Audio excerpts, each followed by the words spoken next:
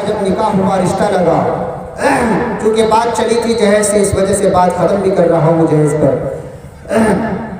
تو میر تقی میر کی بیٹی کا جب رشتہ لگا تو ان کی بیٹی نے دیکھا کہ ہمارے ابا جان کافی پریشان ہیں، کافی پریشان ہیں، رات دن کبھی گھر کو گروی رکھ رہے ہیں، کبھی گھر کا فلاں سامان بیچ رہے ہیں کہ کسی طرح سے بیٹی کے ساتھ جہیز کے سامان کا انتظام ہو جائے۔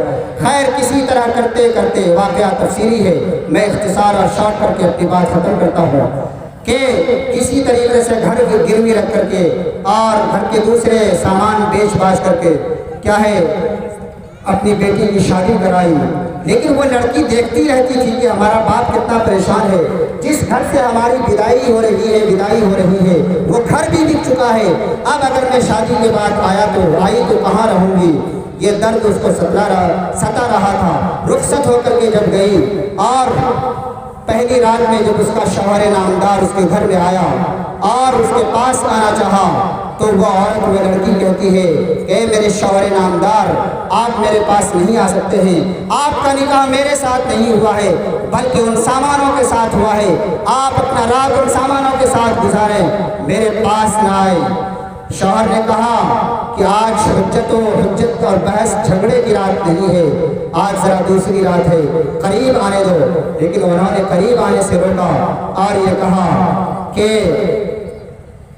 میں اپنے پاس نہیں آنے دینا چاہتی۔ بہرحال باتیں چلی، لمبی باتیں چلی، جس کے نتیجے میں دونوں طرف سے بحث ہوئی اور اس کی بیٹی نے چیخ مار کر کے وہ اس دنیا سے رخصت ہو گئی۔ اور جب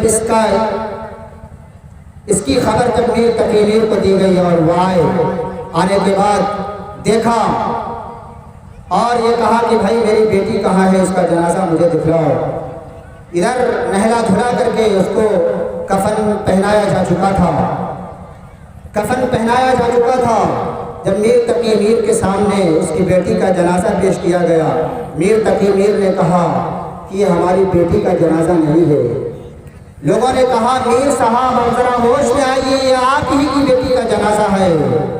میر صاحب نے کہا نہیں، یہ میری بیٹی کا جنازہ نہیں ہے، میرا عقل سے ٹھیک کام کر رہا ہے، یہ اس وجہ سے میری بیٹی کا جنازہ نہیں ہے کہ ہم نے جو سامان دیے تھے اس میں یہ کفن نہیں دیا تھا، ہم نے سب کچھ دیے تھے اور ہمارا وہ جو داماد کو سامان جو لسٹ پیش کیا تھا اس میں تمام سامان تھے، لیکن یہ کفن نہیں تھا، اس وجہ سے اگر یہ سادہ کفن ہے تو میں یہ سمجھتا ہوں کہ یہ میری بیٹی نہیں ہے۔ میر تقی میر نے کہا کہ میرے داماد جو اب تک داماد تھے، تم اپنے کفن بھی اتار لو، تم کو ہم نے ساری چیزیں دی تھی، ایک کفن نہیں دیا تھا، اس وجہ سے میرا ضمیر اور غیرت اس بات کو گوارا نہیں کرتا کہ میری بیٹی مرنے کے بعد تمہارے کفن میں اپنے قبرستان تک جائے، اس وجہ سے تم اپنا کفن اتار لو، میں اپنے کفن کے ساتھ، میں اپنی چادر کے ساتھ میں اپنی بیٹی کو لے جانا چاہتا ہوں۔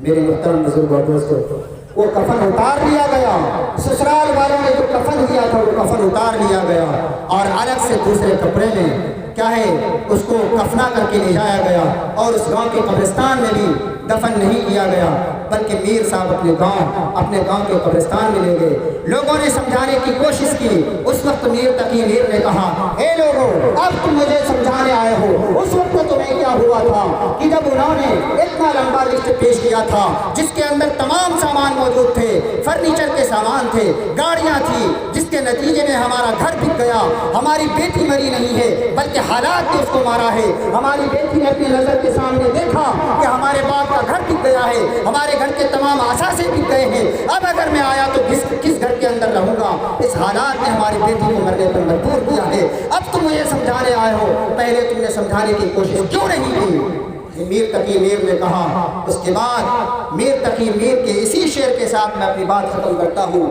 میر تقی میر نے کہا، ہمارا وقت بھی ختم ہونے جا رہا ہے بلکہ 1 منٹ زیادہ ہو چکے۔ میر تقی میر نے ایک شعر کہا اور یہ کہا کہ آج سے میں اپنی شعری زندگی کو ختم کرتا ہوں۔ وہ شعر کیا ہے؟ اب آیا یاد یاریں نے جا اسنا مرادی میں، اب آیا یاد یاراں نے جا اسنا نامرادی نے کفن دینا تجھ کو بھولا تھا سامان شادی میں. اپنے معاشرے کو جہیز کی اسی لعنت سے بچتے ہوئے ہم سب کو ایک اچھا معاشرہ اور ایک اچھا سماج تشکیل دینے کی ضرورت ہے، جہاں بیٹیاں محفوظ رہ سکیں، جہاں ہماری بہنیں محفوظ رہ سکیں، ہماری بہنوں کی عزتیں محفوظ رہ سکیں. ایسا معاشرہ کب تشکیل ہوگا؟